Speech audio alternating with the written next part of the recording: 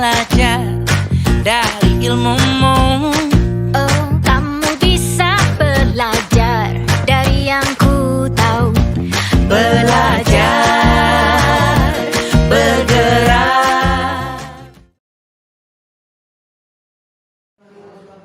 Alhamdulillahirabbil alamin, wassalatu wassalamu ala asrofil anbiya'i wal mursalin wa ala alihi wa sahbihi ajmain. Wa rabbi shrah li sadri wa yassir li amri wa hlul 'uqdatam min lisani yafqahu qawli. Amma ba'du. Puji dan syukur mari kita panjatkan kehadirat Allah Subhanahu wa taala. Alhamdulillah di siang hari ini kita semua dapat berkumpul bertatap muka dalam rangka kegiatan diseminasi budaya positif oleh calon guru penggerak angkatan ke-9 Ibu Dewi Padrianti SPDI FPD. Salawat dan salam semoga selalu dilimpah curahkan kepada junjungan alam Habibana wa Nabiana Muhammad sallallahu alaihi wasallam. Mudah-mudahan kita semua merupakan umatnya yang selalu taat dan patuh kepada ajarannya dan akan mendapatkan syafaatnya kelak di yaumul jazaa. Amin ya Allah ya rabbal alamin. Yang saya hormati Bapak Kepala PTD SD 2 Muktisari, yang saya hormati Bapak Ibu Guru serta tenaga pendidik dan kependidikan PTD SD 2 Muktisari yang berbahagia.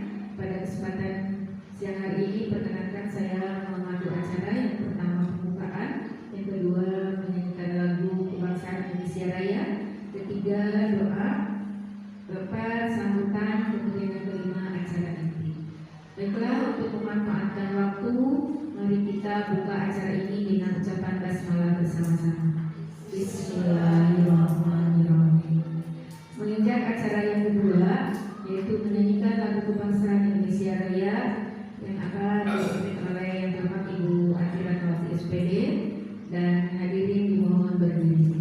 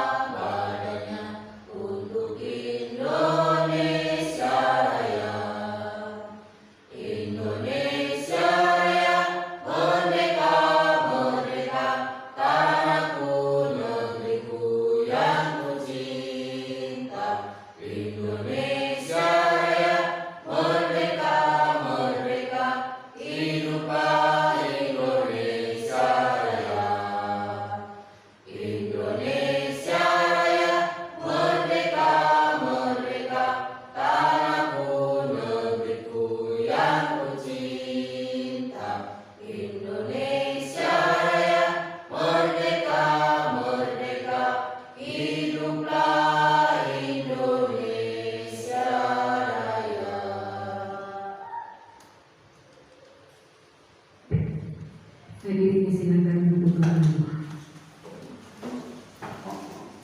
Menginjak acara yang selanjutnya, yaitu doa yang akan dipimpin oleh yang terhormat Bapak Ahmad Munawi. Kedannya disilakan.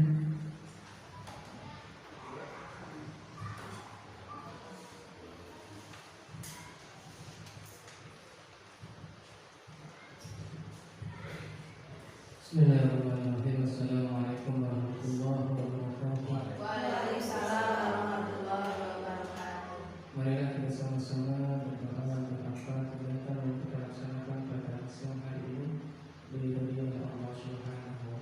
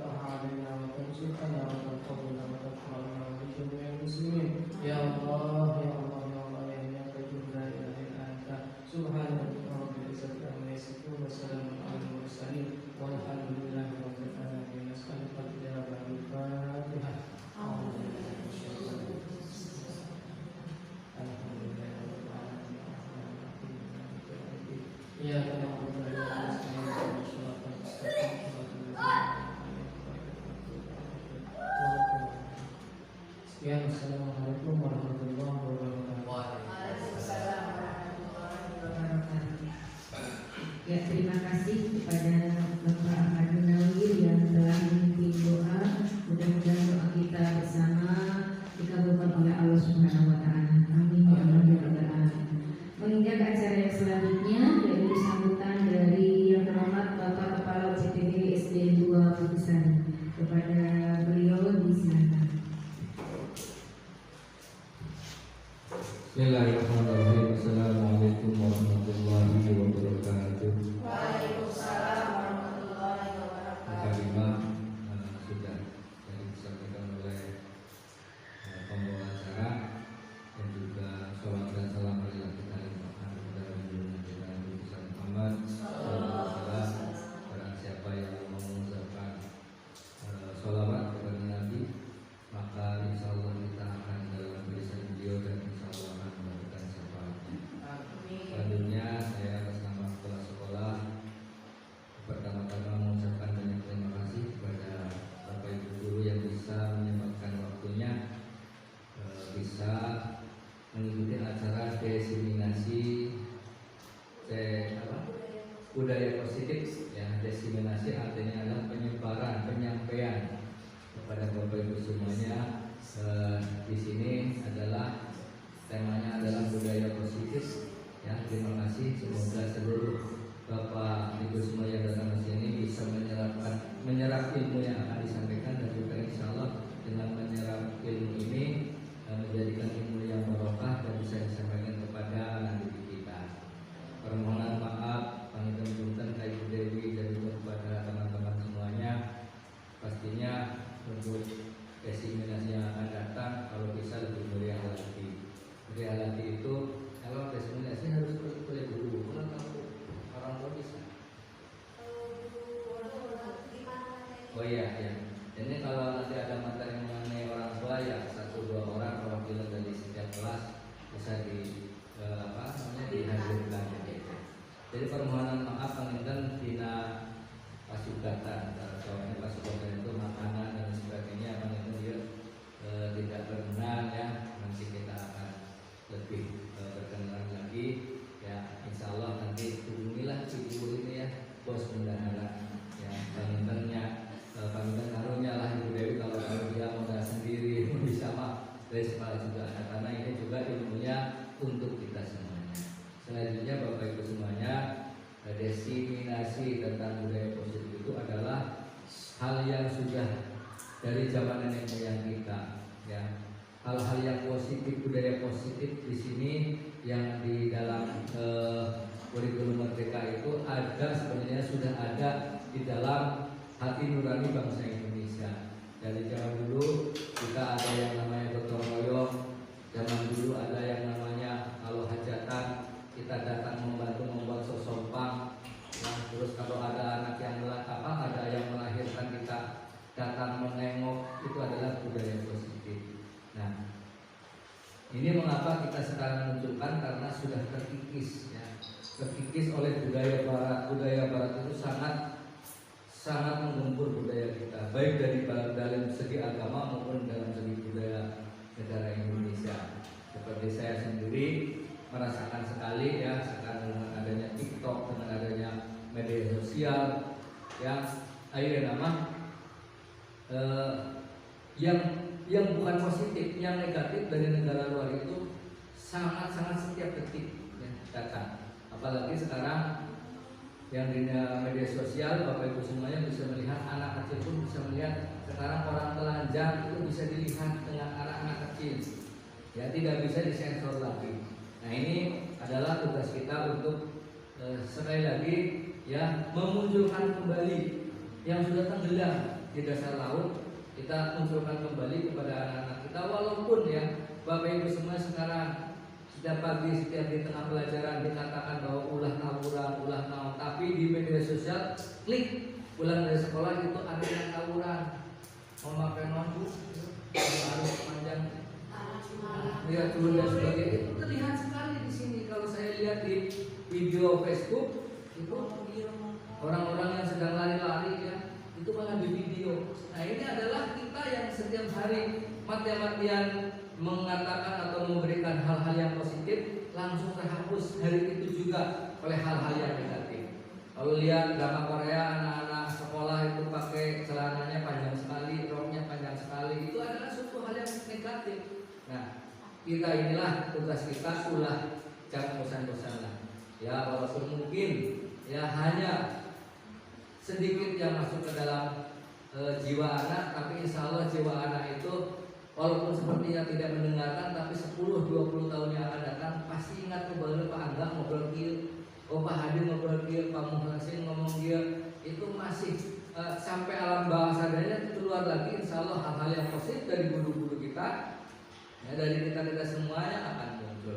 Oleh sebab itu ini Bu Dewi sangat tepat sekali, pas waktunya, momennya tepat, mendesiminasikan budaya positif, ya, yang di dalamnya itu hal-hal yang tidak bertentangan, ya, hal-hal yang tidak bertentangan, hal-hal yang selaras dengan Pancasila, hal-hal yang selaras dengan agama, hal-hal yang selaras dengan adat istiadat kita. Jadi mari kita bersama-sama kita dengarkan, kita camkan, dan kita nanti sampaikan kepada anak-anak kita hasil daripada pertemuan atau desiminasi ini.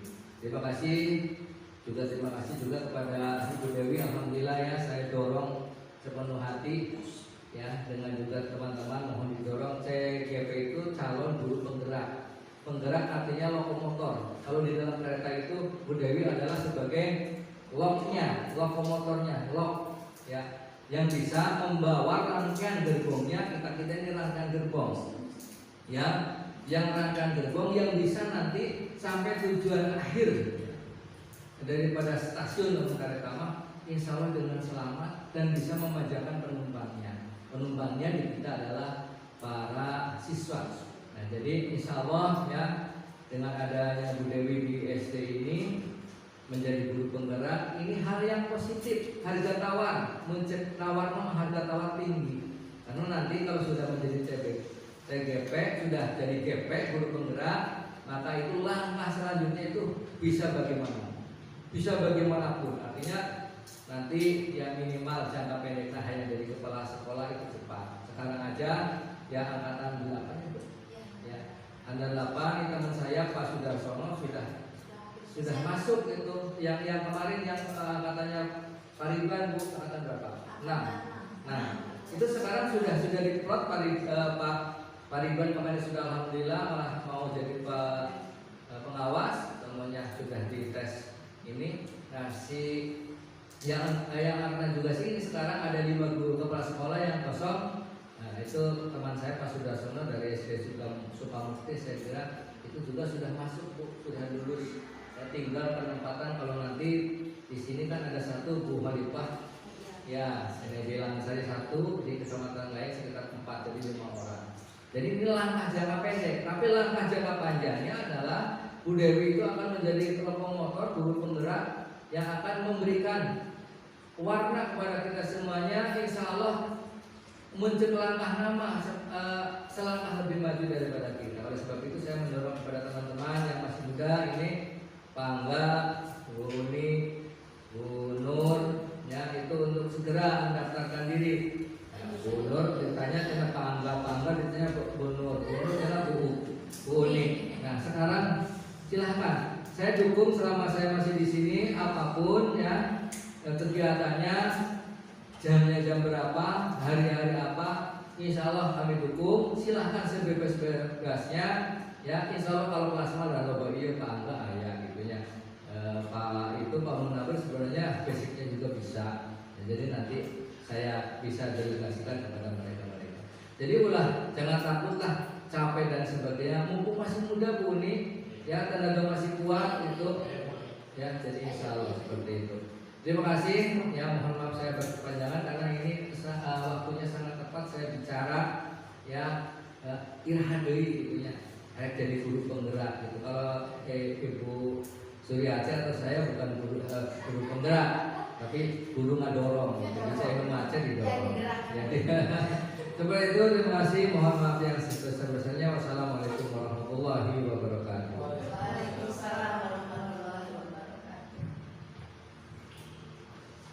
Ya, terima kasih kepada yang berhormat Bapak Kepala BPD SD 2 Bukisari yang telah memberikan sambutan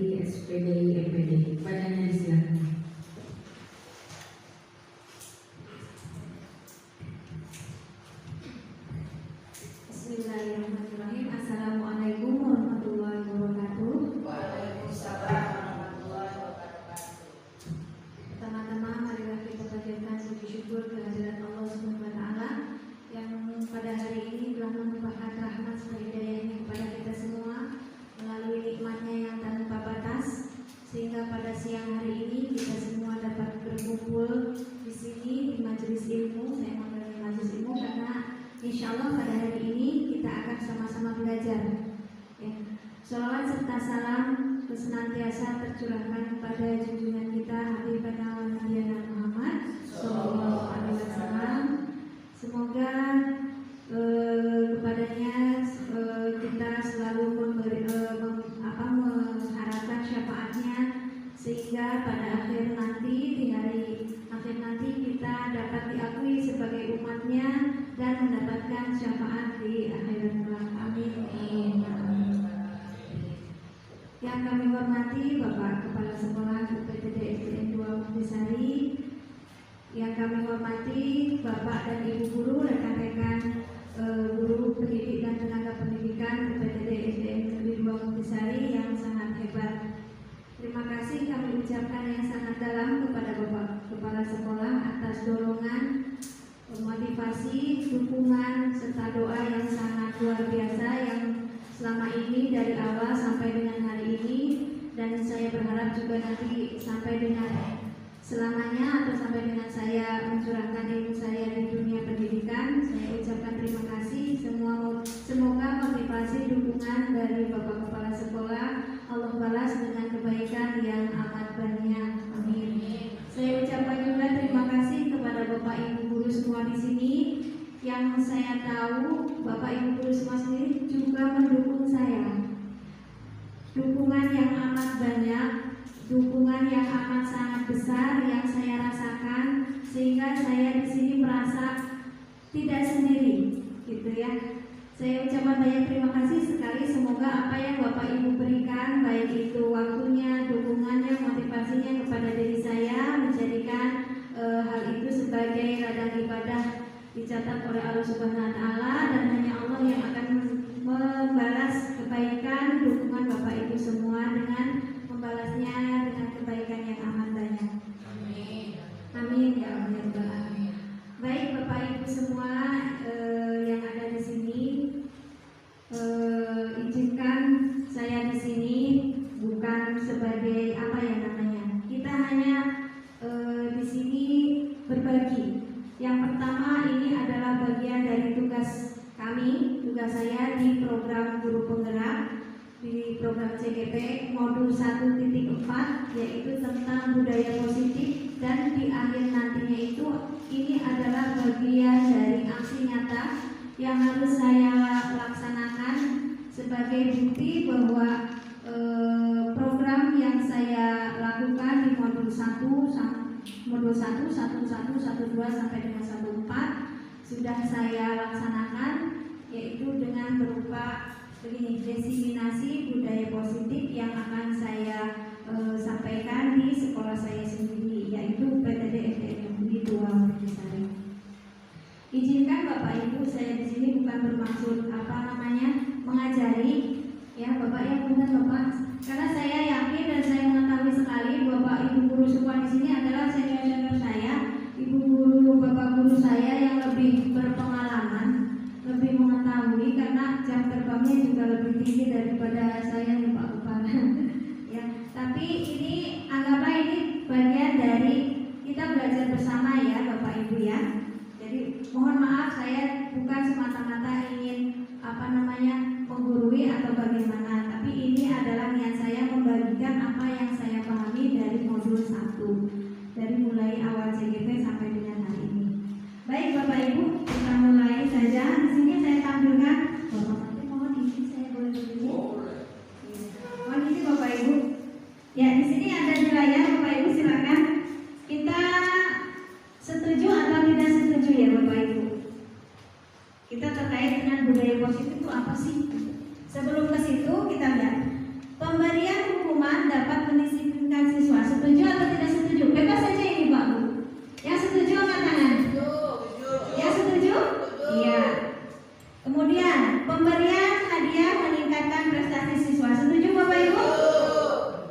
Setuju? Yang tidak setuju ada nggak? Ya, oke, nanti kita akan mengetahui ya. Yang ketiga, guru harus mampu memberikan solusi atas setiap masalah yang dialami siswa. Guru harus mampu memberikan solusi nih. Dari pihak gurunya. Setuju? Setuju. Kemudian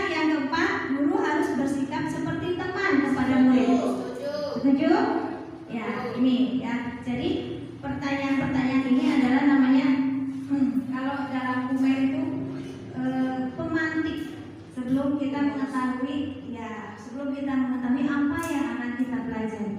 Jadi nanti saya harap setelah kita berdiskusi ini pertanyaan-pertanyaan ini Bapak Ibu akan memutuskan sendiri jawaban tadi apakah Bapak Ibu setuju atau tidak setuju.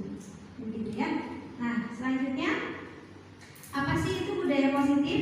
Budaya positif itu di dalamnya diantaranya ada nilai-nilai kebajikan universal, ada motivasi, ada hukuman, ada penghargaan, kemudian ada keyakinan kelas, kemudian ada 5 posisi kontrol guru, kemudian yang terakhir adalah segitiga restitusi. Oke, dari kelima ini Bapak Ibu, yang paling aneh, yang paling menarik menurut Bapak Ibu yang mana? Segitiga restitusi. Selain itu ada lagi Bapak Ibu?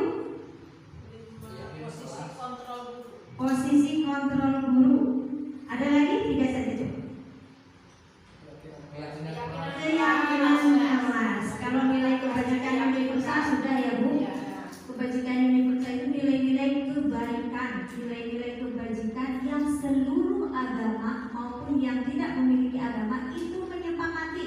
Contohnya, ya kita bertuhan, ya kan, berperilaku baik, kemudian menghormati, menyayangi. Nah itu semuanya adalah nilai-nilai kebajikan universal. Kalau motivasi, hukuman, penghargaan itu Bapak Ibu sudah mengetahui ya. Nah sekarang ada keyakinan kelas, ada 5 posisi kontrol guru, ada segitiga restitusi. Baik, kita ada games Bapak Ibu. Musiknya. Ya, nih kita ada games. Bapak Ibu silakan, ada tangannya apa? Kepalkan tangannya, ya. Kita main cobalah buka. Cobalah buka. Anda adalah tugas Anda adalah mengepalkan salah satu saja, salah satu tangan Anda. Coba Anda bayangkan, ya. Coba Anda bayangkan bahwa Anda menyimpan sesuatu yang berharga di dalam kepalan tangan Anda. Anda perlu menjaganya dengan erat, ya.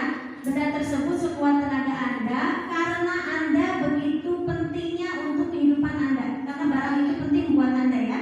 Tugas B, nanti kita berpasangan ya. Si B ini ya, tugas Bapak B atau rekan Bapak Ibu adalah mencoba membuka kepalan tangan Bapak Ibu. Berusaha membuka supaya dibuka. Mau dengan bujukan, mau dengan rayuan, mau dengan ancaman, mau dengan apa saja silakan berusaha membuka ya. Kita boleh berpasangan. Silakan Bapak Ibu berpasangan. Yang satu menggenggam, yang satu berusaha membuka. Orang pertama menggenggam, orang kedua membuka. Kita lihat ya. Teman Anda boleh membujuk, menghardik, mengintimidasi, memarahi, menggoda, menggelitik, dikerek-kerek boleh, atau bahkan tawar-menawar. Tapi bukan naon, ibu bukan naon boleh. Asal kepalan tangan ibu atau bapak ibu dibuka. Siap Bapak Ibu? Kita hitung ya. Siap ya? Siap ya? Siap ya? 3, 2, 1. Ayo bujuk, buka dulu. Buka Pak. Buka Bu. Kepalkan saya, masuk kepalkan. Buka Bu.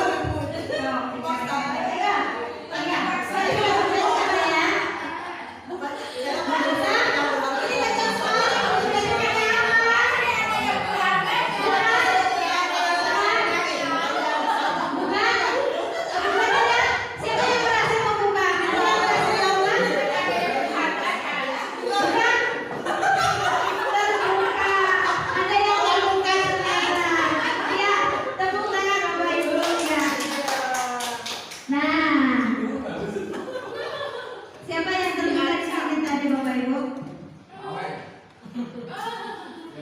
Nah, dari permainan tadi mengepalkan tangan kita dikepalkan. Kemudian ada orang yang mau membujuk, membuka tangan kita. Nah, pertanyaannya, apakah tangan ibu atau ibu bersedia membuka kepala tangan ibu? Tangan Bapak Ibu? Bersedia? Berarti bersedia tidak tadi? Oh mundur, bersedia tadi.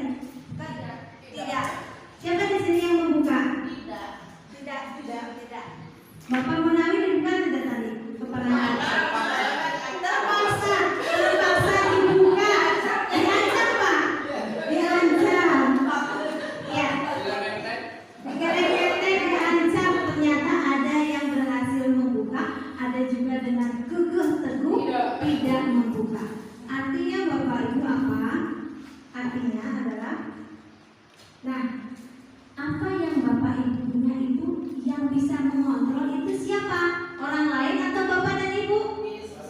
Diri sendiri. Itu namanya teori kontrol. Jadi apapun yang ada pada diri kita lah yang bisa mengontrol diri sendiri. Pertanyaannya, apakah kita bisa mengontrol orang lain? Tidak. Satu tidak terselesaikan. Kita tidak bisa mengontrol orang lain. Kita tidak bisa mengontrol diri kita.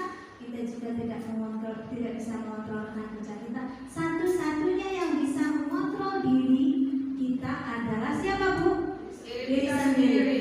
Tadi kalau kita diancam, kalau kita gegel, kita mengontrol diri kita, tidak terpengaruh dengan ancaman, bujukan, rayuan, apakah kepala terbuka? Berarti orang lain juga tidak bisa mengontrol diri kita. Ya, sepakat ya Bapak Ibu? Sepakat? Kita adalah yang bisa mengontrol diri kita. Orang lain tidak bisa. Nah, itulah yang dikatakan oleh teori kontrol Dr. William Deser, di mana selama ini ilusi, tahu Bu ilusi? Mimpi, hayalan. Guru mengontrol murid. Apa betul guru bisa mengontrol murid? Selama ini coba Bapak Ibu, guru mengontrol murid fisiknya aja, tapi ya pemikiran hatinya tidak bisa dikontrol. Sepakat ya, berarti ilusi guru mengontrol murid itu betul. Tidak mungkin guru bisa mengontrol murid. Yang kedua, ilusi bahwa semua penguatan positif efektif dan bermanfaat.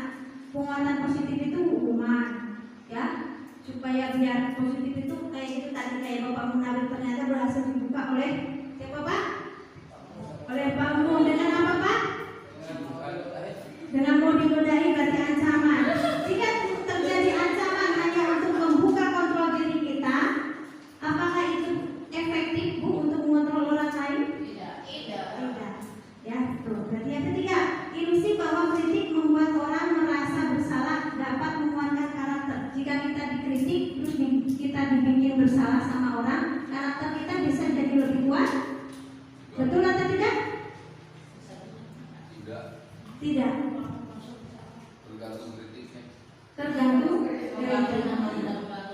Nah, tergantung kritiknya. Kritik itu biasanya negatif Pak.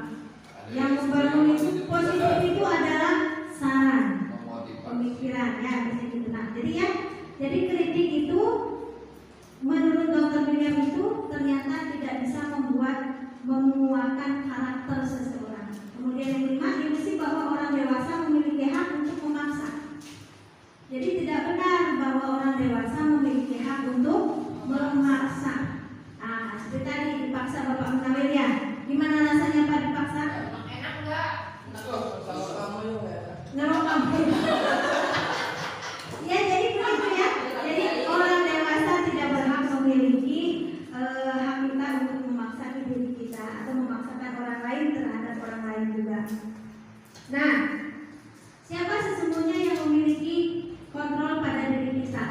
Nah, ini teorinya Bu. Ada stimulus, respon dengan teori kontrol. Realitas kebutuhan kita sama. Apa kita butuhnya sama Bu? Tidak kan? Setiap orang kebutuhannya berbeda. Yang kedua, semua orang melihat hal yang sama. Bapak Ibu melihat hal yang sama? Bu itu gelas, tapi menurut orang lain belum tentu gelas. Tergantung sudut pandang. Itu dulu. Nah, sekarang teori kontrolnya kita berusaha memahami pandangan orang lain tentang dunia. Jadi kalau kita berbeda pendapat dengan orang lain, yang dulu kita memaksakan orang lain supaya sama dengan kita, tapi kalau menurut teori kontrol tidak begitu. Artinya kita harus memahami pandangan orang lain. Yang selanjutnya, perilaku buruk dilihat sebagai suatu kesalahan. Betul Bu? Perilaku buruk itu stimulus respon. Nah, kalau teori kontrolnya semua perilaku memiliki tujuan dan alasan. Coba bayangkan, anak berperilaku buruk atau orang jahat melakukan kejahatan, apa semena-mena refleks itu? Tidak kan? Pasti memiliki tujuan. Jadi stimulus respon sudah tidak berlaku. Oke, orang lain bisa mengontrol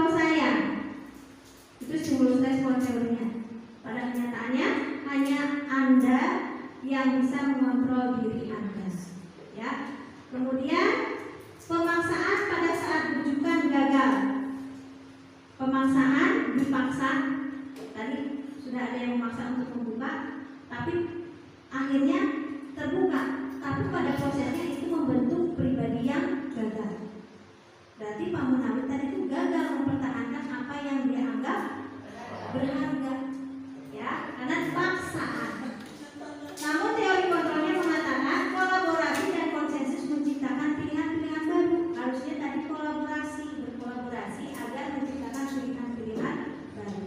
Kemudian model berpikir menang kalah. Dulu kita berpikir menang kalah. Nah, sekarang tidak. Kita berpikir menang. Artinya apa Bapak Ibu? Tidak ada yang menang, tidak ada yang salah. Karena setiap perilaku, setiap kegiatan yang terjadi itu memiliki tujuan dan motivasi awal. Intinya di situ. Ya. Nah, itu dari teori kontrol. Nah, apa hubungannya dengan disiplin positif? Disiplin positif yaitu cara menerapkan sikap disiplin yang bertujuan untuk menumbuhkan kesadaran serta memberdayakan anak mandiri, melakukan sesuatu tanpa iming-iming hukuman, sogokan, ancaman maupun hadiah. Bapak Ibu, fenomena kita di sekolah kita ya, di anak-anak murid-murid kita yang tersayang sekarang gimana ya? Baru dibilangin tadi pagi, siang gimana? Lupa lagi. Ternyata yang kemarin udah diiming-iming hadiah bisa melakukan yang salah juga, ya kan? Artinya apa? Nanti kita akan belajar ternyata hukuman, iming-iming hadiah ataupun ancaman, apalagi penghargaan itu tidak membuat murid kita melakukan kegiatan positif. Karena motivasi awalnya tujuannya beda. Misal gini, ibu ya memberikan hadiah, Zuk yang bisa es krim, yang mau maju ke depan nanti ibu kasih es krim, ya. Akhirnya dia maju. Tapi ketika guru lain tidak memberikan es krim, dia maju tidak? Berarti menumbuhkan keberanian ya. Kita kan menumbuhkan keberanian anak ya supaya bisa tampil ke depan. Berhasil tidak Bapak Ibu?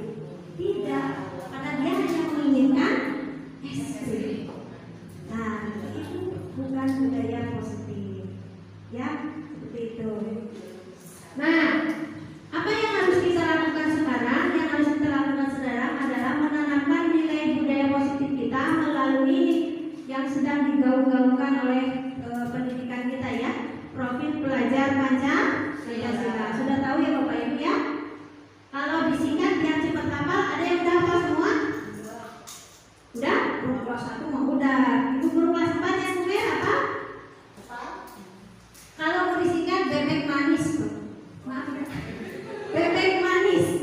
Bebek manis. Coba singkatannya apa? Bebek manis. Beriman dan bertakwa kepada Tuhan Yang Maha Esa, betapa mulia. B yang kedua, berkebinekaan moral. Ya. Bergotong royong, kreatif, bernalar kritis, mandiri. Nah, itu kalau disingkat bebek manis. Ya, oke lanjut. Nah, setiap anak jika melakukan kesalahan ataupun kebaikan pasti ada motivasinya, ada tujuannya. Nah, kita belajar teorinya Bu. Teori motivasi perilaku manusia menurut Dave Gorson itu ada 3. Yang pertama untuk menghindari ketidaknyamanan atau hukuman. Misalnya, saya melakukan sesuatu supaya saya tidak dihukum.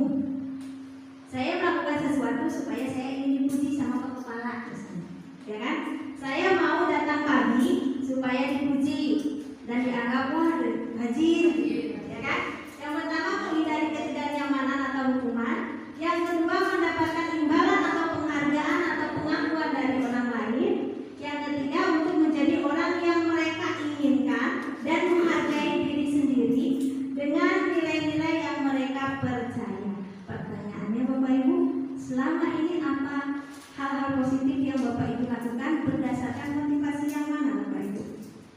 Sudah di nomor berapa bisa dijawab? Jawab dalam hati saja. Hal-hal positif Bapak Ibu yang selama ini lakukan, datang pagi, ngajar di kelas, terus terus kemudian memberikan pembelajaran pada anak-anak itu didasari motivasi yang mana? Ya, silakan jawab sendiri ya. Tidak ada semuanya.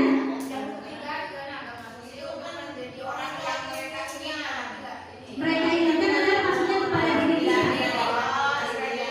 kepada diri kita sendiri, dengan nilai-nilai yang mereka percaya. Ibu kan percaya bahwa membuat kebaikan itu mendatangkan kebaikan, ya kan? Kita berbuat baik. Ibu percaya bahwa dengan disiplin kita memberi contoh yang baik. Ya, seperti itu. Nah, inilah teori motivasi. Jadi kalau ada anak yang melakukan hal-hal yang di luar nilai positif, nah kita lihat dulu si anak itu motivasinya kemana, kenapa, apa ya, seperti ketidaknyamanan, mendapatkan imbalan atau bagaimana ya. Nah, hukuman, konsekuensi dan restitusi. Tadi yang paling menarik kan restitusi ya. Kita mengulasnya ke situ. Ada hukuman, ada konsekuensi, ada restitusi. Nah, kalau hukuman itu seperti apa? Yang pertama, hukuman pasti menyakitkan dan harus terjadi. Mana yang suka berangan? Mana apa nanon? Ibu mah kudu bersih resek. Hukuman, tahu? Nah, kalau konsekuensi itu namanya sesuatu harus terjadi karena sesuatu yang telah terjadi. Kalau restitusi merupakan pilihan, opsi-opsi. Ya. Nah, yang kedua, identitas gagal itu hukuman. Identitas sukses itu yang namanya disiplin itu hanya ada konsekuensi dan restitusi. Jadi kalau masih ada hukuman itu berarti identitasnya masih bergeser ke kurva kiri bukan ke kanan gitu ya. Kalau kita masih menerapkan hukuman itu masuk pada identitas gagal karena hukuman tidak nyaman untuk murid anak untuk jangka waktu panjang. Karena setiap hukuman efeknya akan tertanam di benak anak. Ya, padahal anak itu melakukan hal itu tuh pasti ada motivasinya, ada alasannya. Ya. Yang ketiga, korban mendapat keadilan. Ya, hanya korban yang mendapat keadilan. Pelaku apakah adil kalau menerapkan hukuman? Tidak. Ya kan? Tapi korban bisa diabaikan kalau direstitusi, korban mendapat ganti. Murid atau anak akan tersakiti kalau di hukuman, kalau di konsekuensi murid atau anak dibuat tidak nyaman tapi pendek zamannya, dia nanti akan cepat lupa kalau dikasih konsekuensi. Tapi kalau dikasih restitusi, murid atau anak mendapatkan penguatan. Dia paham, oh ternyata tadi kelakuan saya itu salah, saya nanti tuh harus begini. Nah nanti kalau kita belum terbiasa melakukan restitusi, anak akan paham dan mendapatkan penguatannya sendiri. Nah, hukuman bersifat tidak terencana atau tiba-tiba. Wah, hukuman tiba-tiba, ayo hukumannya bu, biasanya ya, Pak ya. Tuh, ya, coba biar lebih paham. Tidak mengerjakan PR, menulis. Lain kali saya akan lebih disiplin 100 garis misalnya, atau sehalaman penuh. Hukuman apa konsekuensi bu? Hukuman, itu hukuman, ya. Hukuman yang diberikan bisa berupa fisik maupun psikis. Kalau menulis itu bentuknya psikis. Jadi si anak langsung padahal orang teh ngomong saya teh ingin bilang ini ke bapak, tapi langsung gitu kan, karena tiba-tiba itu prosesnya, ya. Kemudian hukuman bersifat satu arah.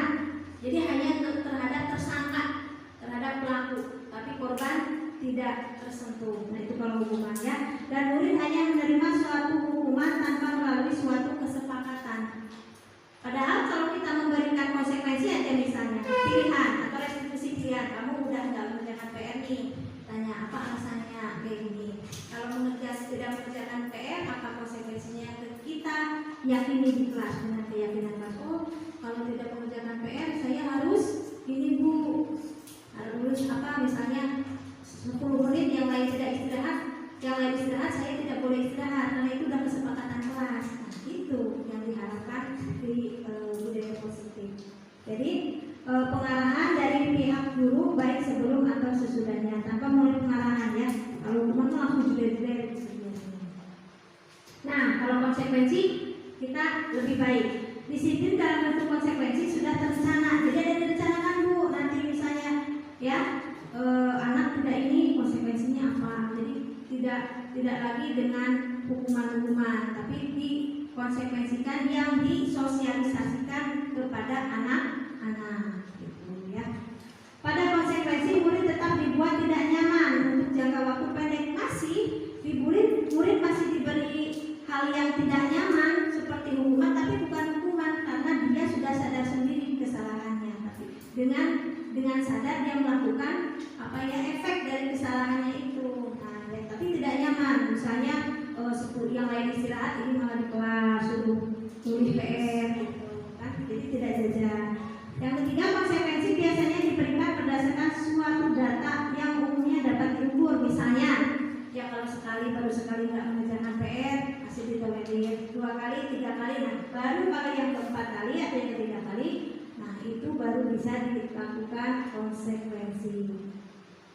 Misalnya mengobrol, maka setelah 3 kali tugasnya tidak diselesaikan pada batas waktu tertentu yang diberikan, atau murid melakukan kegiatan di luar kegiatan pembelajaran, misalnya ngobrol, maka murid tersebut akan kehilangan waktu bermain dan harus menyelesaikan tugas karena ketertinggalannya. Itu bisa konsekuensi. Itu dibuat sendiri aja nanti di keyakinan kelas ya Bapak Ibu.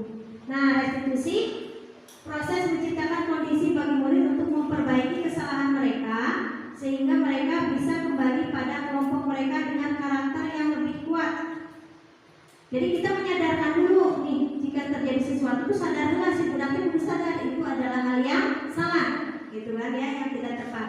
Kemudian proses kolaboratif yang mengajarkan murid untuk mencari solusi untuk masalah mereka.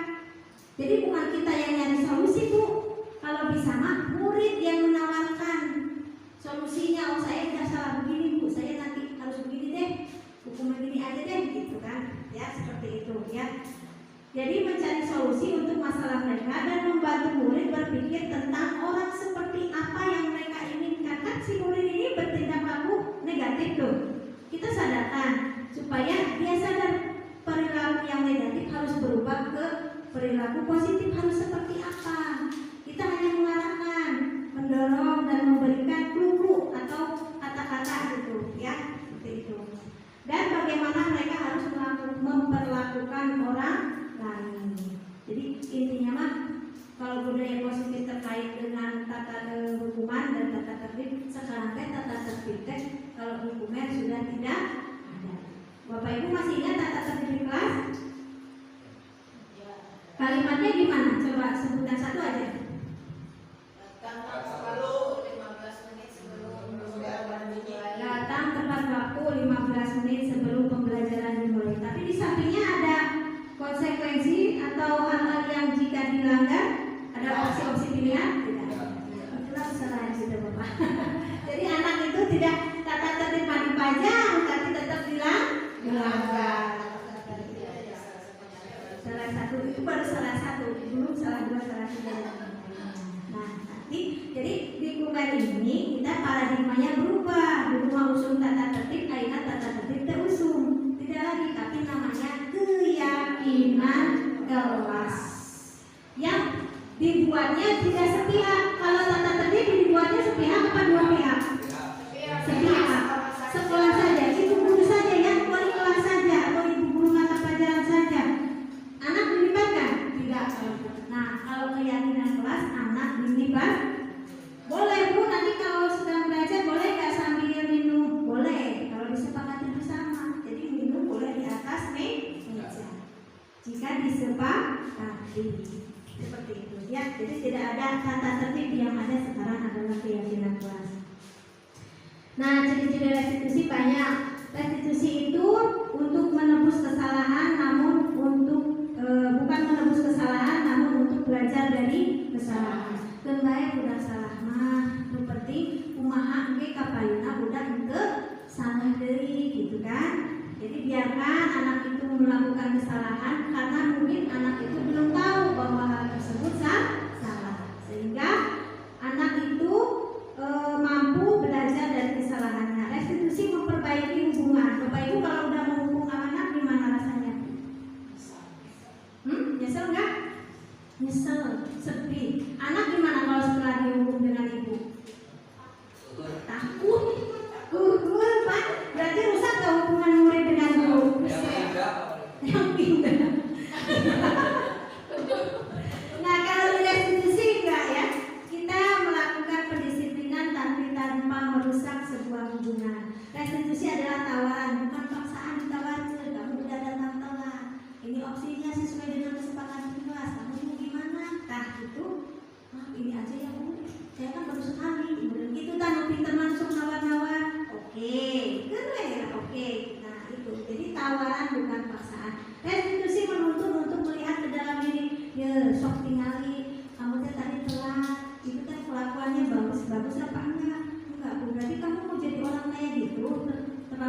lulus? Enggak Bu, gitu kan.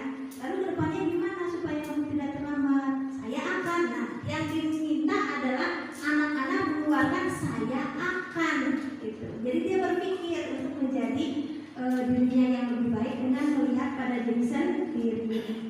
Mencari kebutuhan dasar yang mendasari tindakan, ya kebutuhan dasar yang mendasari tindakan. Kemudian restitusi diri adalah cara yang paling baik. Jadi restitusi adalah cara yang paling tidak hukuman. Ya Bapak Ibu boleh mencoba mengarahkan dari mulai hari ini kepada anak didik di murid di kelas, mulai restitusi. Jadi tidak ada hukuman lagi seperti itu. Nah, restitusi diri adalah cara yang paling baik. Restitusi menguatkan, restitusi fokus pada solusi. Jadi solusinya gimana nih? Kamu terlambat teh. Oh Bu, nanti saya akan sekitar arahan lah. Saya nanti mau minta tolong mama atau gimana. Jadi anak yang berpikir untuk mencari solusi. Kita hanya menuntut. Yang 10, restitusi mengembalikan murid yang berbuat salah pada kelompoknya. Gimana maksudnya ini Bu? Restitusi menuntun anak pada kelompoknya. Jadi kalau anak berbuat salah, sebisa mungkin tidak dipisahkan dengan kelompoknya, karena nanti dia mentalnya jangan dipisahkan, jangan dipakai ya. Jadi restitusi adalah mengembalikan murid yang berbuat salah pada kelompoknya. Oke, hari ini kamu berbuat salah, apa yang akan kamu lakukan? Bagaimana dengan teman-temanmu? Ditanya, kamu mau bagaimana perilakunya dengan teman-temanmu ketika tadi sudah bertengkar, berkelahi, berbuat dan lain sebagainya? Saya akan minta maaf. Oke, lakukan di kelas dan terbuka di depan teman-teman. Nah, seperti itu mengembalikan murid yang berbuat salah pada kelompoknya. Hukuman konsekuensi restitusi, ya udahlah tadi ya. 1. Hukuman bersifat satu arah. Kalau konsekuensi disepakati. Kalau restitusi itu menciptakan pilihan. Jadi kita udah naik ya dari kurva. Kalau masih tata tertib dan hukuman ke kiri, kalau konsekuensi sudah ada di tengah-tengah ya, tidak usah dipaksakan 100% langsung blok gitu, tapi kita bertahap dulu berkonsekuensi. Baru nanti setelah terbiasa, anak-anak mulai terlatih berpikir kritis terhadap kesalahan, terhadap kebaikan, baru kita bisa melangkah ke kurva kanan, yaitu restitusi. Pelan-pelan. Nah, kuis Bu, ini ada Bu. Mencatat 100 kali di dalam buku kalimat. Saya tidak akan terlambat lagi. Hukuman atau konsekuensi? Hukuman. Lari mengelilingi lapangan basket 2 kali karena terlambat hadir di sekolah. Hukuman. Membersihkan coretan yang dibuatnya di meja tulis. Konsekuensi.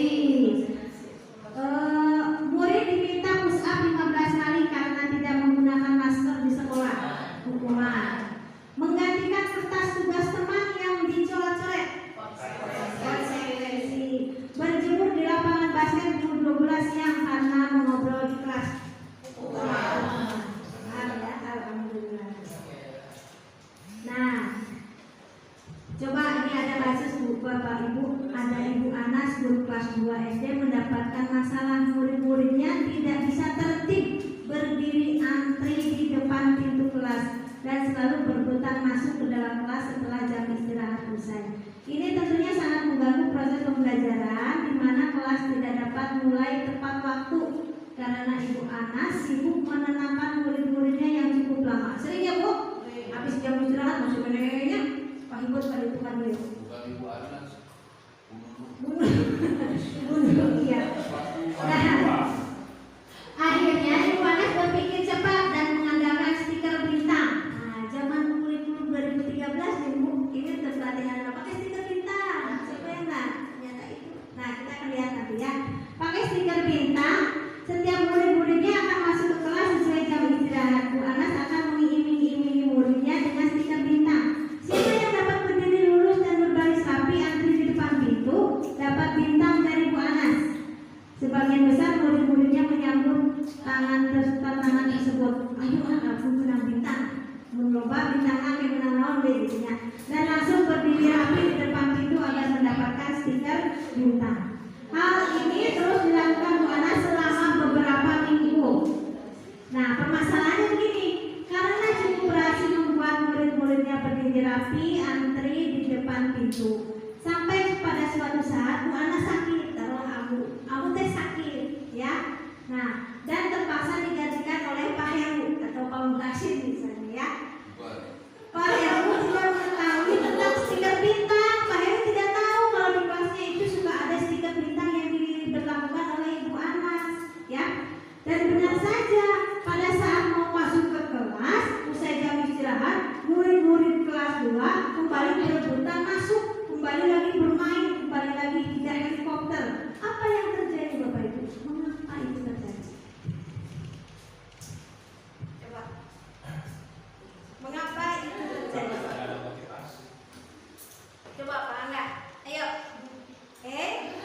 ini juga mudah. Karena sudah terbiasa dengan dikasih ini sama ibu guru wali kelasnya. karena terbiasa Bilang diberi gini minta dengan wali kelasnya. sehingga ketika bintang itu tidak ada Anak akan kembali seperti kembali semula. kembali semula. Berarti Simpulannya apa Bapak Ibu? kesadaran dari Kesadaran dari Ya, kesadaran dari murid tersebut berarti cara dia untuk antri berbaris dengan rapi itu belum tertanam ya, karena tujuan yang utama dari murid tersebut hanya untuk mendapatkan diklat saja. Nah, jadi perbiasaan atau karakter untuk ya dari kesadaran diri sendiri murid tersebut itu belum ada. Gitu. begitu ya Bu. Berarti simpulannya hadiah atau iming-iming efektif tidak untuk mendisiplinkan?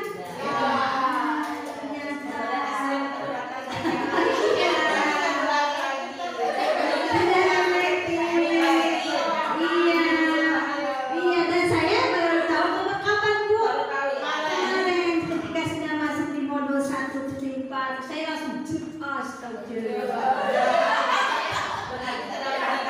Yes, berarti mendahului. Oleh karena itu, saya semangat sekali jika ada diseminasi. Saya harus memberitahu teman-teman di sini supaya semuanya boleh tahu. Nah, ya itu. Jadi kembali ke sini motivasinya nih. Nah, berarti si anak di nomor berapa tadi si anak? Di nomor 2. Belum ke nomor 3. Sedangkan yang kita inginkan harus di nomor 3. Amin, terkudu dipaksa, terkudu diiringi, anak sudah tahu dan disiplin.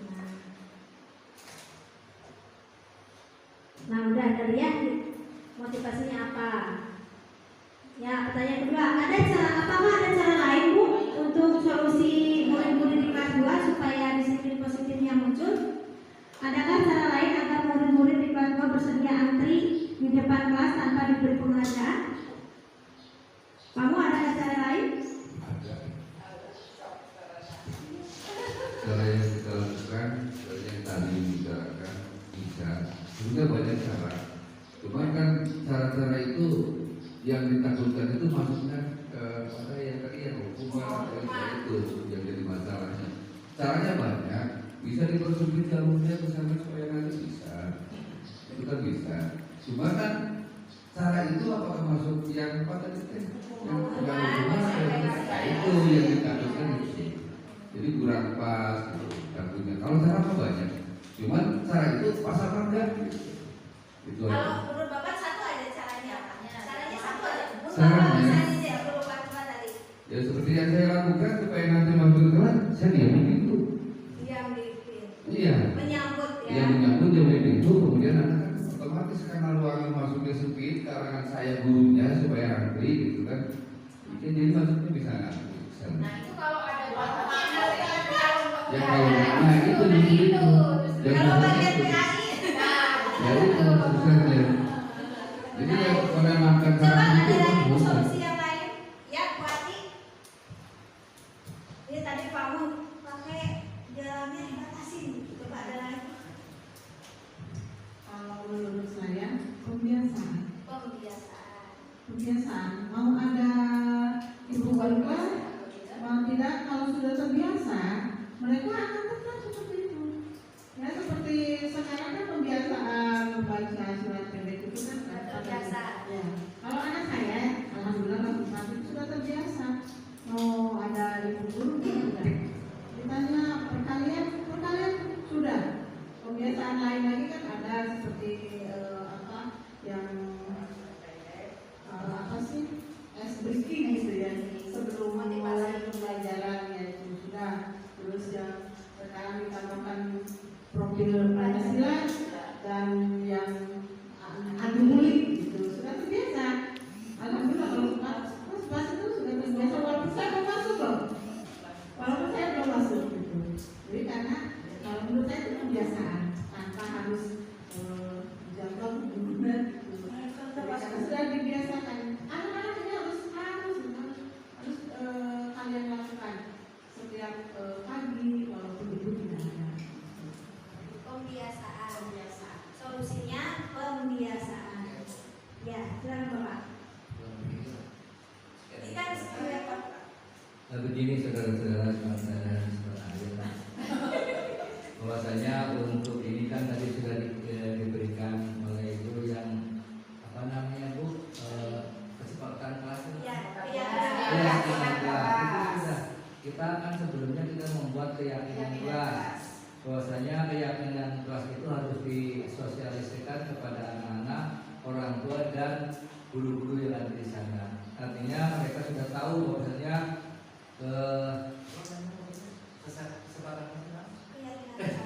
masalah keyakinan agama ya, keyakinan kelas itu sudah disosialisasikan. Nah, terus di sana juga kita akan di kelas itu ada KM, ada apa gitu ya. Jadi di mana nanti kita tidak ada atau sedang dinas luar digantikan dengan guru yang lain, pasti akan sama situasinya dengan kalau kita ada, karena sudah ada kesepakatan kelas. Mereka ada atau tidak ya, terus apapun yang terjadi itu yang jadi patokan adalah kesepakatan kelas atau keyakinan kelas, karena itu sudah diyakini oleh semua teman apa konsekuensinya kalau kita melanggar begitu Bu. Nah, dari Bapak Kepala solusinya keyakinan kelas. Betul sekali, ini yang paling tepat adalah keyakinan kelas. Jadi PR kita nanti bersama-sama di kelas, dari tata tertib kita belajar berdiskusi keyakinan kelas. Boleh 20-30 kalimat boleh, tapi nanti kan kita dikerucutkan ya, dikerucutkan.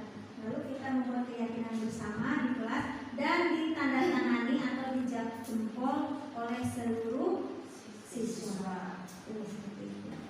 Nah, dihukum oleh penghargaan. Penghargaan sebenarnya baik atau tidak baik, Bu? Penghargaan baik tidak baik? Untuk budaya positif ini mah tidak baik sebenarnya. Karena apa ya di sini? Penghargaan pengaruh jangka pendek dan jangka panjang. Penghargaan itu hanya berpengaruh jangka pendek. Jika penghargaan itu tidak ada, sudah, gitu kan? Nah, yang kedua, penghargaan tidak efektif sebenarnya. Kita dari terdisiplin, terrajin, ternaiknya. Lah, anak yang tidak bisa disiplin, yang belum bisa, yang bukan tidak bisa, yang belum bisa ngaji, belum bisa rapi, belum bisa, itu bagaimana perasaannya? Dengan adanya penghargaan itu dia akan minder, ya. Kemudian penghargaan rusak hubungan. Ibu mah kak itu baik, saya nggak pernah dilihat, jadi dia tidak respect terhadap ibu gurunya karena dia minder. Ibu guru itu mah anak itu baik, yang pintar, yang ini, saya nggak pernah ditengok, ya, gitu ya. Kemudian penghargaan mengurangi ketepatan. Maksudnya gimana Bapak Ibu? Kadang-kadang kita menghargai, memberikan nilai bagus itu hanya sepihak, tanpa melihat si anak yang nilainya kurang bagus atau kedisiplinannya belum muncul, tanpa mengetahui alasan motivasinya, sehingga menilai atau memberikan penghargaan itu artinya mengurangi ketepatan, tidak tepat ya. Penghargaan menurunkan kualitas. Si anak itu nanti disiplinnya tidak akan bertahan lama, Bu. Selagi masih ada penghargaan, dia disiplin. Penghargaannya udah nggak ada, tidak disiplin. Penghargaan mematikan kreativitas, karena si anak akan fokusnya ke situ. Tidak, oh nanti kan kalau saya berbuat begini, nah kreativitasnya itu dia nggak akan keluar kalau hanya fokus pada penghargaan. Kemudian penghargaan menghukum. Nah, hukum sebenarnya Bu, atau dihargaan kan dia sedih, ya kan? Yang tidak diberi pujian, tidak diberi bintang, gimana rasanya? Saya sendiri aja kalau tidak diberi perlakukan, tidak diakui itu akan sakit, apalagi anak kecil ya yang belum bisa mencerna karena anak penghargaan. Nah, ini yang paling baik adalah keyakinan kelas, Bapak Ibu. Mengapa keyakinan kelas? Mengapa tidak peraturan kelas? Mengapa bukan tata tertib tapi keyakinan kelas? Ya, karena disepakati bersama. Yang menumbuhkan itu adalah murid sendiri. Kita hanya menuntun, kan kita yang sudah mengetahui nilai-nilai kebajikan kan. Anak itu masih sama-sama, masih belum paham. Kita hanya menuntut. Yang kedua, mengapa adanya keyakinan kelas penting untuk terbentuknya budaya positif yang tadi Bapak sampaikan. Dengan keyakinan kelas, anak mau ada gurunya ataupun tidak ada gurunya, atau dengan guru infal atau guru yang menggantikan, itu tetap akan melakukan hal yang positif jika sudah diberi keyakinan. Didoktrin ya Bu, nanti kalau keyakinannya sudah kuat di kelas, kita doktrin terus setiap hari ya. Bagaimana mewujudkan sebuah keyakinan kelas yang efektif, yaitu dibuatnya bersama-sama dengan murid, ditandatangani bersama, disosialisasikan dengan rutin. Terus dibuatkan, jangan lupa juga dibuatkan pilihan-pilihan konsekuensi dan restitusi ya. Kalau pilihan-pilihan ininya boleh di pampang, boleh juga di buku 2 guru biasanya ada tulisnya. Tata tertib di rumah sekarang keyakinan. Nah, tahapannya ini Bu, keyakinan kelas berupa pernyataan-pernyataan universal yang baik-baik dari kebajikan, menghargai, menghormati, saling mendukung, seperti itu. Kemudian keyakinan kelas senantiasa dibuat dalam bentuk positif, tidak boleh misalnya tidak boleh mengambil hak orang lain, bukan begitu, tapi kalimatnya dirubah. Gimana? Tidak boleh mengambil hak orang lain. Gimana? Meminjam dengan izin pemiliknya. Nah, itu yang sering di anak kalau di kelas ada penghapus, ambil aja. Nggak tahu nanti yang punyanya nyari-nyari. Padahal dipinjam, bilangnya bilang. Anak-anak sering begitu kan? Ternyata dipinjam. Nah, itu kan tidak bilang. Diganti Bu kata-katanya, bukan tidak boleh mengambil hak orang lain atau tidak boleh mengambil barang orang lain, tapi meminjam dengan izin pemiliknya. Ya, atau jangan menyimpan buku sembarangan. Itu negatif positif? Negatif. Tapi simpanlah buku pada tempatnya atau buanglah sampah pada tempatnya. Boleh nggak seperti itu ya? Nah, keyakinan kelas sebaiknya sesuatu yang dapat diterapkan di lingkungan Bu. Jangan terlalu tinggi kalau bikin keyakinan. Kalau keyakinan kelasnya anak kelas bawah, ya kita berpikir seperti anak kelas bawah. Jangan terlalu idealis, sebenarnya SMP diterapkan di SD. Ya, tidak akan berhasil. Jadi sesuai umurnya. Nah, semua warga kelas hendaknya ikut berkontribusi. Nah, itu bersama-sama ya. Keyakinan kelas lewat kegiatan curah pendapat, bersedia meninjau kembali keyakinan kelas dari waktu ke waktu. Jadi dievaluasi kelas kita dari awal bikin, kemudian kalian gimana hari minggu kemarin? Apakah melakukan hal-hal yang keyakinan kelas kita yakini? Gitu ditanyakan ya, seperti itu. Nah, sekarang lanjut posisi kontrol yang tadi menarik oleh Bu Ati ya. Posisi kontrol itu ada 5 Bu. Kalau guru itu yang pertama penghukum, pembuat rasa bersalah, teman, pemantau, dan manajer. Nih, sekarang dari 5 posisi kontrol Bapak yang ada di sini, posisi manakah Bapak Ibu sekarang? Kepada murid seperti apa? Penghukum, pembuat rasa bersalah, teman, pemantau, atau manajer? Pemantau. Kita lihat pengertiannya ya. Nah, ada videonya.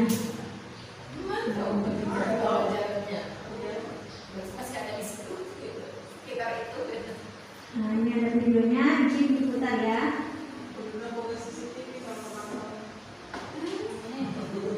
Nah, kita lihat.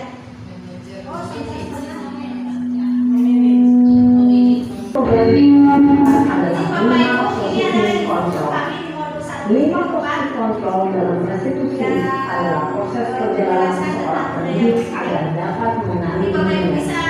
Pada sini kali ini kita akan membahas tentang 5 posisi kontrol yang dikembangkan oleh Diane Dawson dan contoh penerapannya.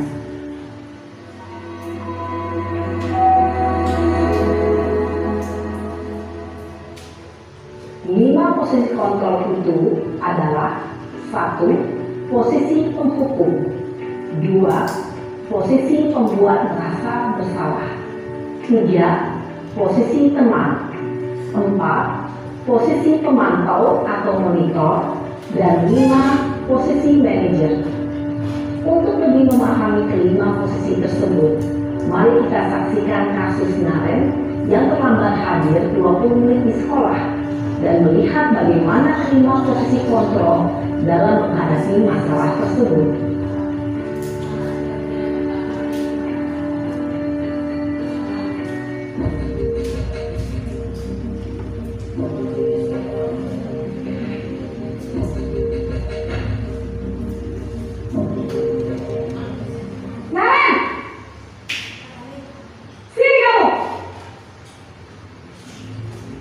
Selamat pagi, Bu. Selalu terlambat. Kamu deh, pasti terlambat. Maaf, Bu. Saya... Apa? Apa coba? Alasan kamu apa lagi? Kapan sih kamu tidak terlambat? Malas sekali ya kamu jadi anak. Saya... Dasar pemalas. Gak kapok-kapok sih kamu. Sudah berapa kali terlambat? Sana, kamu keliling lapangan basket 2 kali. Kenapa saya harus keliling lapangan basket, Bu? Kenapa? Kamu melawan ibu? Berani-beraninya jawab. Sudah terlambat, masih berani jawab pula. Sekarang, keliling lapangan basket 5 kali sekalian. Biar kapok. Cepat. Pergi sana ke lapangan basket. Posisi menghukum biasanya berbicara dengan nada tinggi, menghardik, menunjuk-nunjuk, menyakiti, dan menyindir. Hukuman bisa berupa fisik maupun psikis. Ibu dan bapak guru hebat. Dampak yang terjadi pada murid ketika guru berada pada posisi penghukum adalah murid cenderung akan memberontak, bahkan meminta dendam.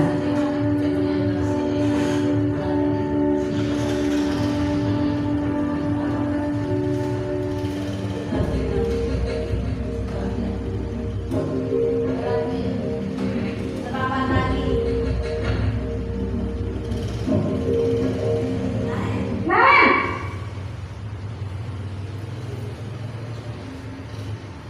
Selamat pagi, Bu. Naren. Kamu kenapa terlambat lagi, nak? Ya Tuhan, Naren. Kamu senang ya bikin ibu susah ya? Kalau kamu terlambat lagi, nanti ibu yang ditegur bapak kepala sekolah, nak. Disangka ibu tidak bisa membina kamu. Duh, gimana ini? Maaf, Bu. Duh, Gusti Naren. Kamu suka ya kalau ibu ditegur bapak kepala sekolah? Terus, sekarang ibu harus tulis apa ini di buku absen? Ini kamu sudah sering terlambat loh. Ibu harus apa coba? Maaf, Bu. Maaf sekali. Ya sudah, lain kali jangan bikin ibu susah lagi ya nak ya. Ibu tidak akan kuat lagi kalau kamu begini terus. Bisa jantungan kalau ibu ditegur bapak kepala sekolah. Sana cepat kelas. Maaf ya, Bu. Maaf sekali. Posisinya apa, Bu? Posisi membuat rasa bersalah berbicara dengan nada tenang, cenderung lembut.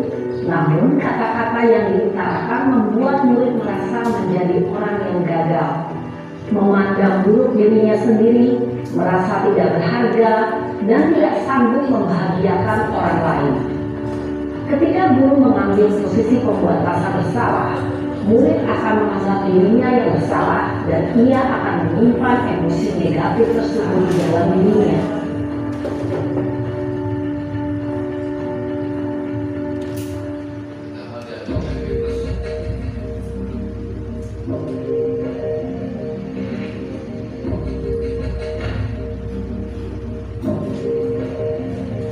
Naren!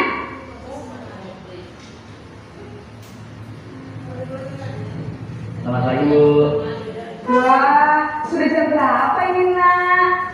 Terlambat lagi ya sayang. Iya, Bu. Habis ibu saya lupa bangunkan saya, Bu. Kamu malah menyalahkan ibu kamu. Kamu bukannya anak yang larinya paling kencang. Kok terlambat sih? Iya, Bu. Saya memang terlambat bangun tadi. Jadi, biarpun saya lari kencang, tetap gak kejar, Bu. Ya sudah sana, Nanti lain kali larinya lebih kenceng lagi ya, biar gak terlambat lagi. Bikin seneng ibu, demi ibu. Bisa kan? Bisa lah, Bu. Ya sudah, sana masuk kelas. Ibu beresin urusan absen kamu. Kamu ini ada-ada saja. Dalam posisi teman, guru berbicara dengan nada suara ramah, akrab, cenderung bersenda gurau untuk menjaga suasana tetap santai. Murid akan merasa senang, aman, dan akrab dengan guru. Identitas yang tercipta adalah identitas sukses atau berhasil. Namun, perlu diingat, karena ini masih dorongan eksternal, maka ada faktor ketergantungan dari murid kepada orang tertentu. Di sini guru absennya, sehingga di lain waktu murid bisa berperilaku baik, namun hanya kepada orang-orang tertentu saja.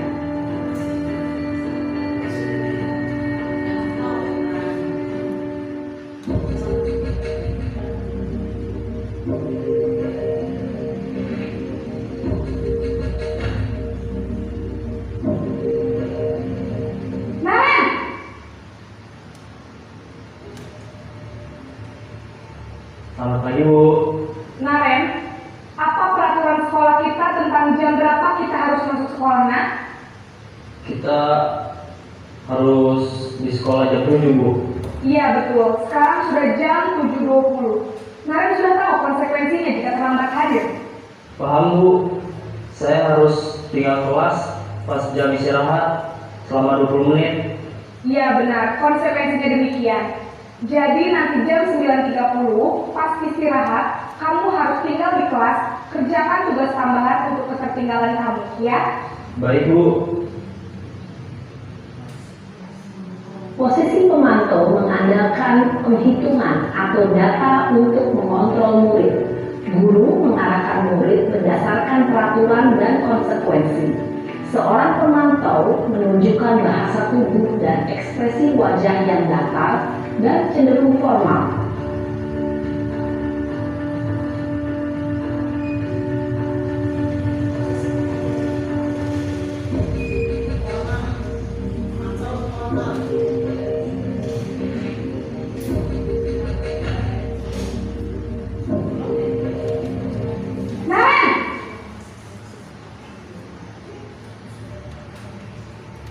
Selamat pagi, Bu. Selamat pagi, Naren. Maaf, Bu. Saya terlambat.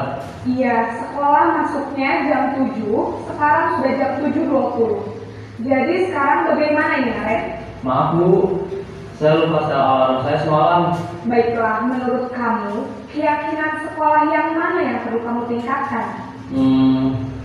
Menghargai diri sendiri dan orang lain mungkin, ya, Bu. Setuju. Jadi, apakah Naren meyakini prinsip saling menghormati tersebut? Iya, Bu. Saya meyakininya. Apakah Naren bersedia memperbaiki masalah keterlambatan ini? Bersedia, Bu. Bagaimana kamu akan perbaiki masalah keterlambatan ini? Saya akan coba untuk tidak lupa menyetel alarm saya, Bu. Baik, kalau Naren lupa menyetel alarm di rumah, ada orang yang kira-kira bisa bantu mengingatkan tidak? Ada, Bu. Kakak saya, Kak Emma. Ada lagi selain Kak Emma? Selain Kak Emma, ada ibu saya. Baik, jadi yang mengingatkan Naren adalah Kak Emma dan ibu kamu, ya? Kira-kira akan mulai setel alarm kapan nih, Naren? Setelah pulang sekolah, akan segera saya lakukan. Baik, jadi Naren akan setel alarm untuk bangun besok pagi dan akan diingatkan oleh kakak dan ibunda Naren, ya? Ada lagi yang mungkin perlu dilakukan, Naren, agar tidak terlambat bangun lagi? Tidak ada, Bu. Baik, Naren, terima kasih untuk kerjasama kamu. Sekarang kamu perlu kembali ke kelas untuk belajar. Baik, Bu. Terima kasih. Posisi manajer adalah posisi kontrol yang disarankan untuk membimbing murid memiliki sikap disiplin yang positif, yaitu murid yang mandiri, bertanggung jawab, dan dapat memecahkan masalah. Tujuan dari posisi ini adalah agar murid dapat berefleksi atas tindakannya. Guru akan dengan tulus memberikan pertanyaan-pertanyaan bermakna, sehingga membuat murid dapat belajar dari kesalahannya dan mencari sebuah solusi untuk menyelesaikannya. Ibu dan Bapak guru hebat, setelah mengamati adegan kelima posisi kontrol tadi, kira-kira posisi mana yang paling ideal? Posisi mana yang dapat menunjang motivasi intrinsik murid? Ya, tentu posisi manajer. Posisi ini memang posisi ideal dan ingin dituju setiap pendidik. Pada posisi inilah, guru dapat menerapkan disiplin positif yang berpihak pada murid, yang memerdekakan murid. Perjalanan seorang pendidik tentunya tidak mudah untuk sampai pada posisi seorang manajer. Namun, tujuan kita pasti, yaitu menciptakan murid-murid yang mandiri, merdeka, dan bertanggung jawab.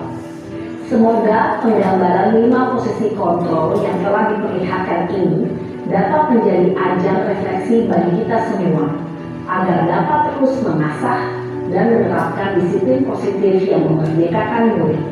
Mari terus berlatih dan bersemangat. Selamat menerapkan. Salam dan bahagia Ibu dan Bapak guru hebat.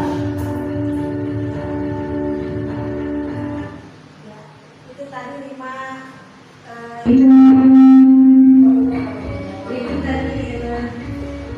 posisi kontrol guru. Salam bahagia Ibu. Bapak Ibu udah sampai di posisi mana untuk 5 posisi kontrol guru? Kita masih di posisi mana? Tidak apa-apa. Ya, ilmunya kan juga baru tahu hari ini, ya kan? Kita mulai menerapkan esok hari, ya. Nah, mudah-mudahan nanti kita bisa sampai pada posisi manajer, ya Bapak Ibu ya.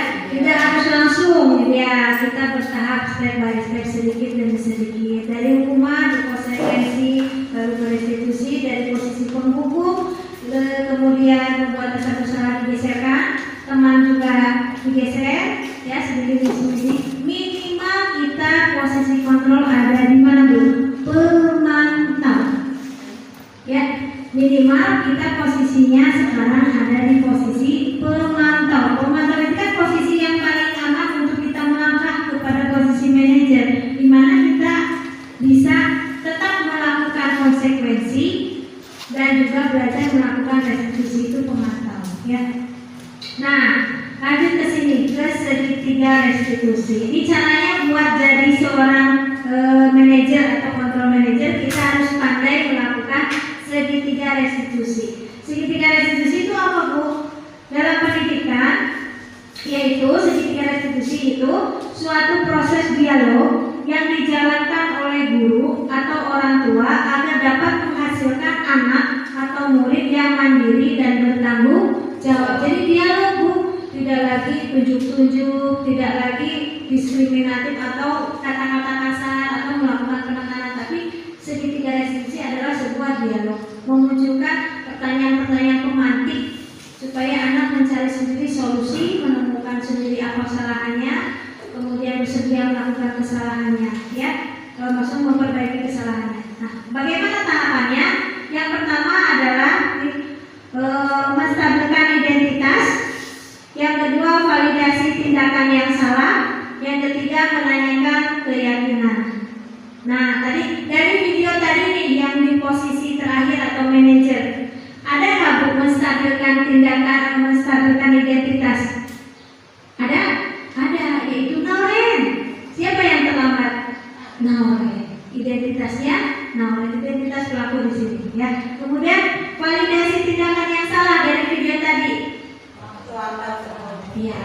Kenapa kamu terlambat sekolah? Nah, itu validasi tindakan yang salah. Kemudian yang ketiga, menanyakan keyakinan. Ada ingat nggak, Bu, di video tadi? Ada.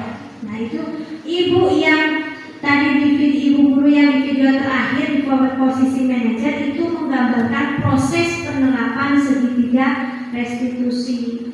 Karena pertama itu menstabilkan identitas. Jika anak berbuat salah, maka ada kebutuhan dasar mereka yang tidak terpenuhi.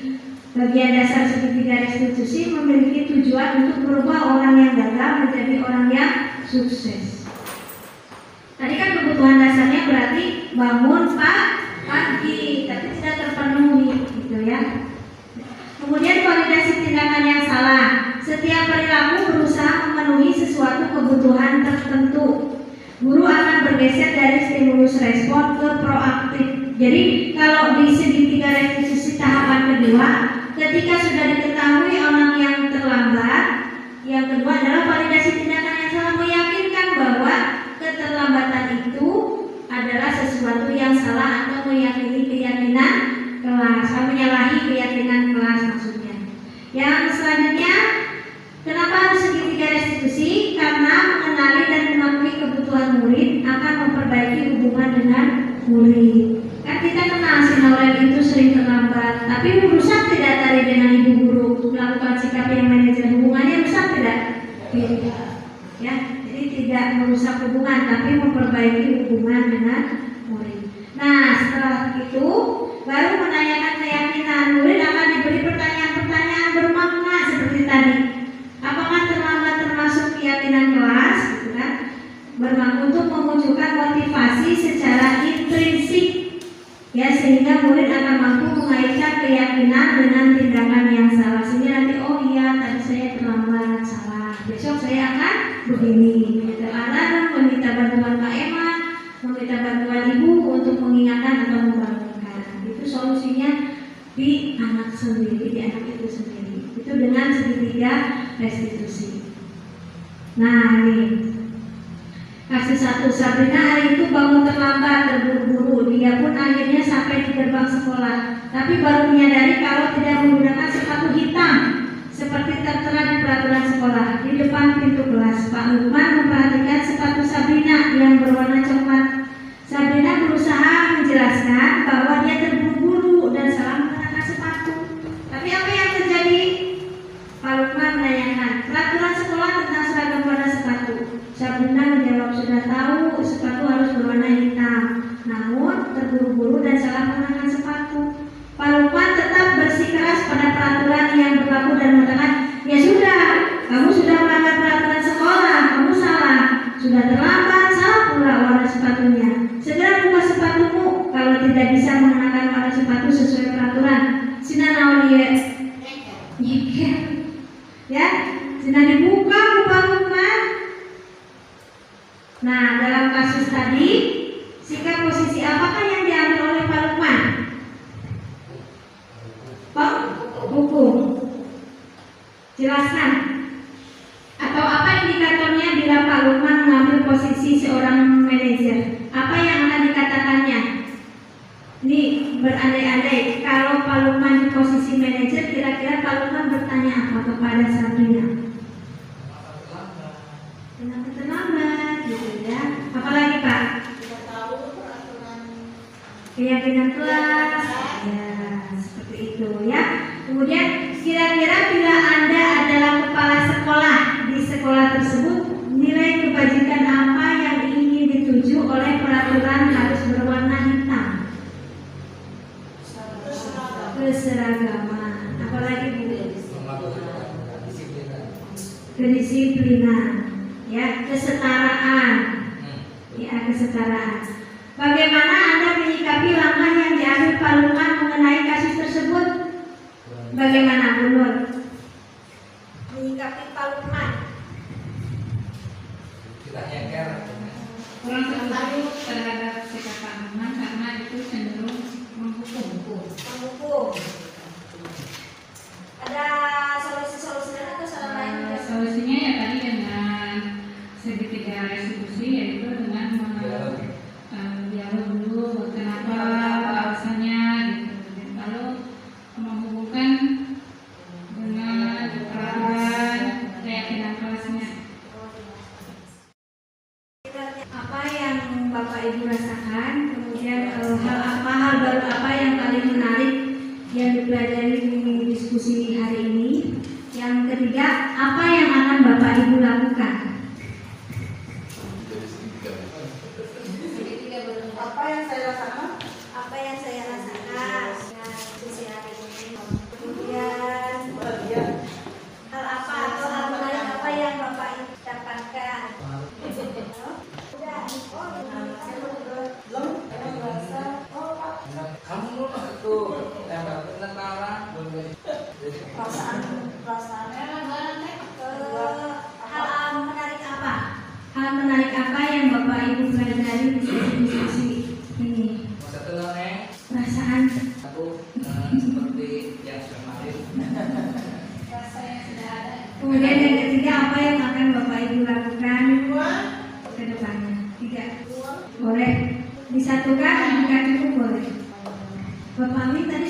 berkesan kan? Udah? Dua, hal menarik apa yang Bapak Ibu dapatkan insight-nya dari sesi diskusi? Insight. Apa yang akan dilakukan?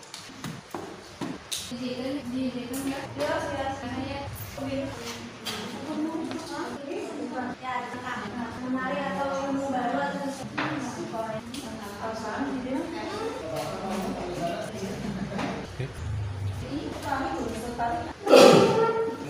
Hukuman. Tidak boleh seperti itu, Pak.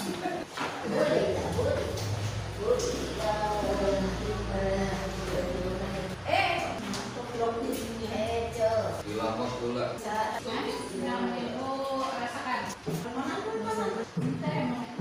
Perasaan sih Bapak terus ya?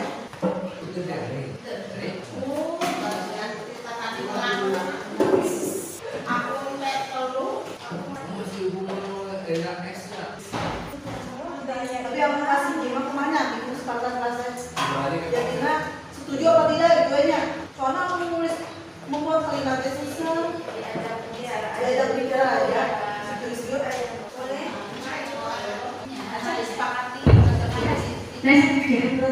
Ya, ini adalah refleksi.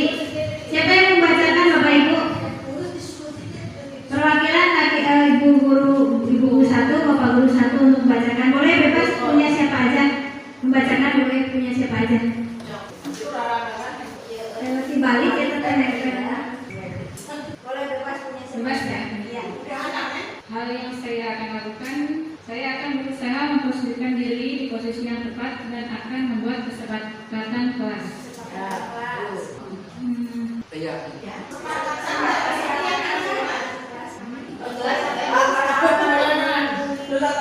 Wawasan. Yang kedua itu dapat menambah wawasan dan pengetahuan. Hal yang akan saya lakukan yaitu akan berusaha menerapkan untuk mencapai tujuan yang benar dan berhasil. Selanjutnya yaitu hal menarik. Banyak hal-hal yang belum menarik atau baru untuk saya. Banyak hal yang menarik atau baru. Selanjutnya perasaan saya menjadi lebih senang dengan ilmu yang saya dapat.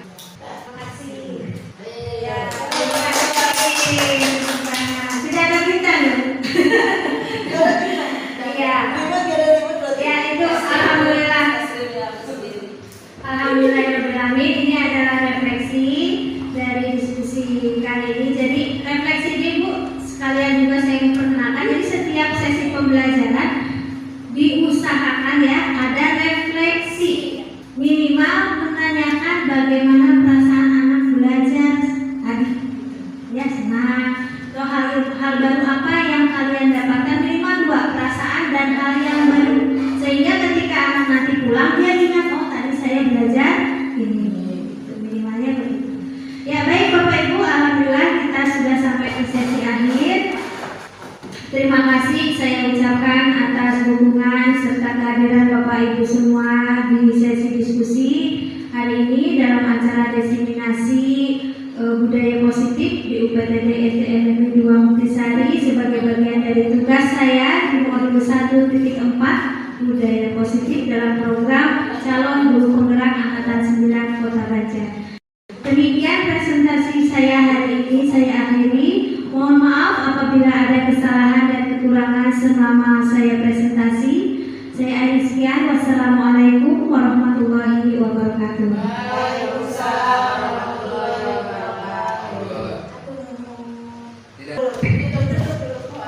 Iya, acara demi acara telah kita laksanakan bersama. Alhamdulillah penyampaian materi tentang budaya positif sudah begitu jelasnya dan tentunya akan mengingatkan kita dan memotivasi kita semua untuk dapat melaksanakan dalam keseharian bersama peserta didik ya, bagaimana menjadi seorang pendidik atau pengajar yang baik ya, sesuai yang diharapkan dengan kurikulum yang sekarang sedang kita laksanakan. Baik Bapak dan Ibu, mari kita bersama-sama tutup acara ini dengan ucapan hamdalah bersama-sama. Alhamdulillahirobbilalamin. Saya mohon maaf yang sebesar-besarnya atas pembawa acara. Bila ada perkataan yang kurang berkenan, saya tutup dengan taufiq wal hidayah. Wassalamualaikum warahmatullahi wabarakatuh.